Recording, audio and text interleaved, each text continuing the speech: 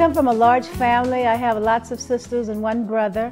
I'm primarily raised by my grandmother and my mother. My grandmother, who we call Big Mama, ran a country store. My mother, Loretta Devine, she had her own beauty salon. So at a very early age, I learned a work ethic that I think has stayed with me my entire life. I was entered into a contest at the University of Houston, and I actually won that contest. And after that, I applied for the university. My family didn't have a lot of money. We had to figure out how I would go to college. And then because I wanted to be an actress, everybody was saying, "What is that?" But I learned most of my skills and how to deal with people and how to be consistent and persistent came from being a part of the University of Houston. I pledged a sorority while I was at the University of Houston called Alpha Kappa Alpha. And I can remember being in the student lounge watching Dark Shadows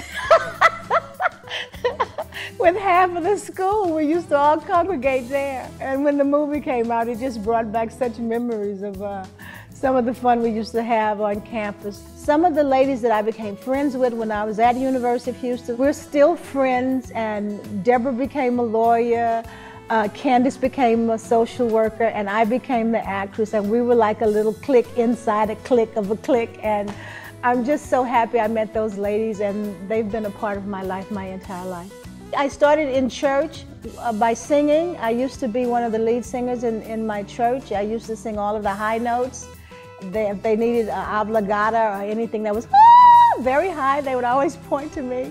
That helped me tremendously when I went to Broadway, because the higher the note, the greater the money. So I was able to be cast in Dreamgirls, and I think that had a lot to do with that. The challenge, I think, is to keep going. You know, everything starts out with auditioning and getting told no repeatedly by so many different people before you start getting a yes. One of the reasons my career has been successful is because I turned auditioning into something that I really like to do.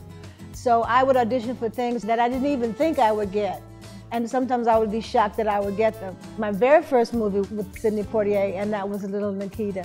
And he turned out to be a very kind man, although he did change his phone number as soon as the show was over. When I tried to call him, I couldn't reach him. But in the years that have followed, I have seen him at events, and he's very charming, and he's very forthright. And Angela Bassett is a peer of mine, so you just know that you're going to get a quality performance. One of the most joyous days of my career was to win that Emmy. We were from dressing for it to going to the event. I got a chance to sit behind Alfre Woodard, who is one of my idols, and I said to her, I said, "God, aren't you nervous?" I asked her, she said, "Oh, I'm a little nervous, Loretta." I said, "Well, God," I said, "Alfre, how many Emmys do you have?" She said, 4. I was like, oh my God! And then when they called my name, it was dream state from then on out. I just could not believe it. It really just blows your brain out. Yeah, it was great. I'm so honored to be here and to be recognized. And they always say, even in the Bible, that your hometown is the last to give you praise. And I'm like, oh my God, is this it? And I mean, is this the end or something? Because my hometown is saying, we see you, and that really makes me feel good. I'm grateful. Thank you.